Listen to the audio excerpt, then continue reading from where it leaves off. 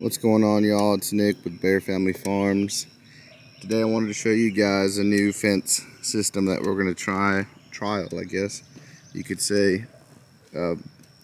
We've got these timeless fence posts, so they're made out of recycled window material. They're like a PVC type T-post. You pound them in the ground with a regular T-post. They've got holes in them. They're actually supposed to put that wire through the hole, but we did it this way to give it a little bit more give in case animals do run through it, since they're going to be new to it. You know, they'll bust that wire off if they're strong enough, and then instead of cracking that T-post, it'll just be replacing that wire. But this one is about 6 strands of total high tensile wire. This stuff is galvanized. I think this one's 170. No, this one was 200,000 psi, and it was a lot more tough than I thought it was going to be to tie these off. But we ordered some that is 170,000 psi, so maybe it'll be a little bit less tough to deal with. We had a spinning jenny unrolled this stuff. I think this is a total of linear feet is probably about 800 foot, so we used almost a whole roll of 4,000 foot fence, or 4,000 foot wire.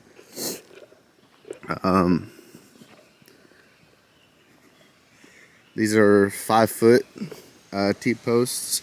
They go on the ground about 18 inches. There's a little line there. You can see the line.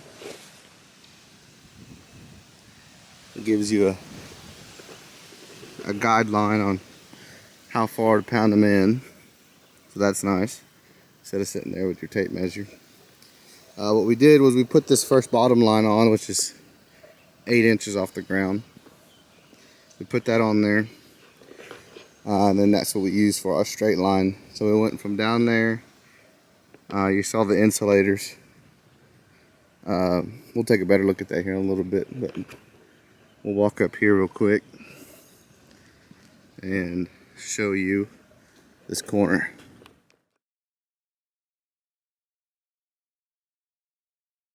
So here's one of the corners where it makes a turn. It's a 2-inch fiberglass pole. It's not a solid pole, but you can see it's already starting to bow in a little bit. My ultimate plan is to put some more T-posts in there. Right now I just have some 550 cord, and I put that T-post in an angle to hold it back. I'll probably put 2 or 3 more T-posts in the ground and actually get some straps on it and strap it towards the back, so it has some counter stuff to it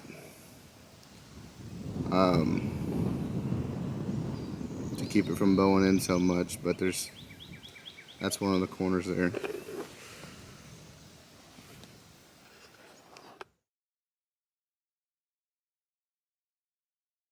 Here's about the halfway point, so we cut the wire, and then you stick one of these little strainers on there and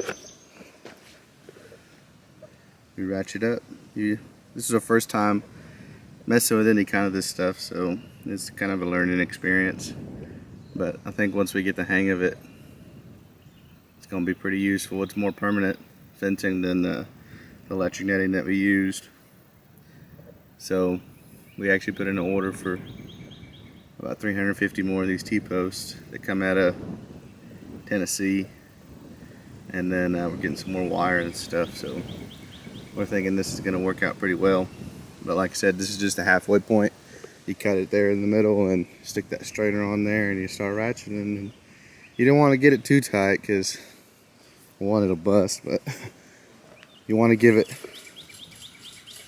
some give, so if something does go through, and I'm not talking, you know, goats, I'm talking about pigs and deer. If they go through it or over it or under it, you're not going to bust your wire, because if it's too tight, just like anything, it's going to bust it. But obviously this fence is off right now. But you want to give it some give, and these poles are pretty flexible too, so.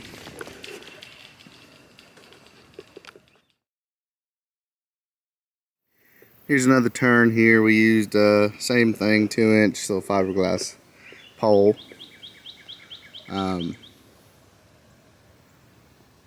This ground's pretty hard, so once you get it in there, it sets it pretty well. These aren't in concrete; these are just pounded into the ground. I did this, I don't know, 4 days after it rained, and the ground was already hard. Some of those T-posts that are up that hill are not even in the ground all the way because the ground got too hard. So next time it rains, I'm gonna have to come out here and pound the rest of them in. But I got some temporary posts in there if there's a long stretch of it that didn't have a pole. But we'll continue walking up here and take a look. We'll bend over here real quick and talk about a little bit about the spacing that we went with. So that first wire off the ground there is about 8 inches off the ground. That's our bottom wire. All these wires are hot. We didn't use a ground wire. This is only probably about 800 foot of linear foot of fence, like I said earlier. But the next wire is 4 inches after that bottom one. And then the third wire is 6 inches from there. We went up another 6 inches for the next one. And then we went 9 inches and then 9 inches. So that's kind of the spacing there on that. But we basically did this so we could divide this little pasture here. I think this pasture is about 16 or 17 acres in total. It makes like a big L. And on that side, there's a tank. And that's actually where we got the llamas over there right now, which when we mapped it, it's probably about 11 acres over there now. And that's about 6 acres. And we've got a permanent water point down the bottom of that hill over there. So both these sides will have water. But yeah, that's the main reason we did it. We wanted to divide this pasture, kind of give one side a rest. This is the home place, and we like to have a lot of different paddocks to throw things in, especially around the fall time and whatnot. So I think this is going to work out good, and this will be the training grounds for them.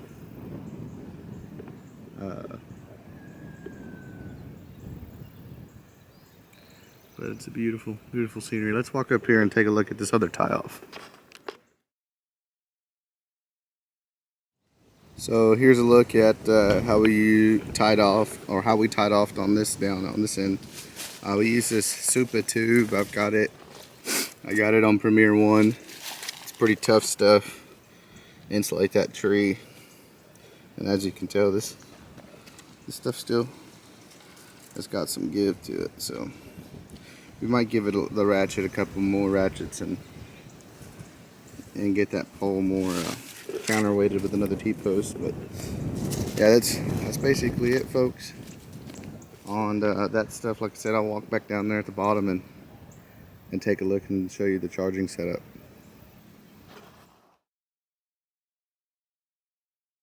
Here's a closer look at the charging setup. I like to build my own chargers, usually out of the Cyclops battery powered ones, but I had this one lying around from, I don't know, about a year or two ago, and it still works. So it's only about 800 foot of fence, like I said, so it's more than enough to power this little section. My plan is to paint that wood and that green T-post white to make it match, and I'll paint this pole. This pole is just a metal pole, concreted in the ground. I might add a support beam, like a diagonal H or an A brace down that way to keep that from moving. But it's in concrete, so I'm not too worried about it. And like I said, it ain't that tight. So we've got our wire making each one of these wires hot all the way down. An insul tube on that thing to keep it from grounding out. And yeah, so we'll go ahead and turn this back on, and we'll plan on putting a gate here. Right now we just have a couple corral panels, because like I said, the only thing in there right now is the llamas. So then we got our grounding system, and I zip tied the grounding wire, goes up that T-post, so that if something does run over it, like an animal run through it or something, it ain't gonna go nowhere. So that's it, guys. So y'all got any questions or want to see anything else, just give us a holler.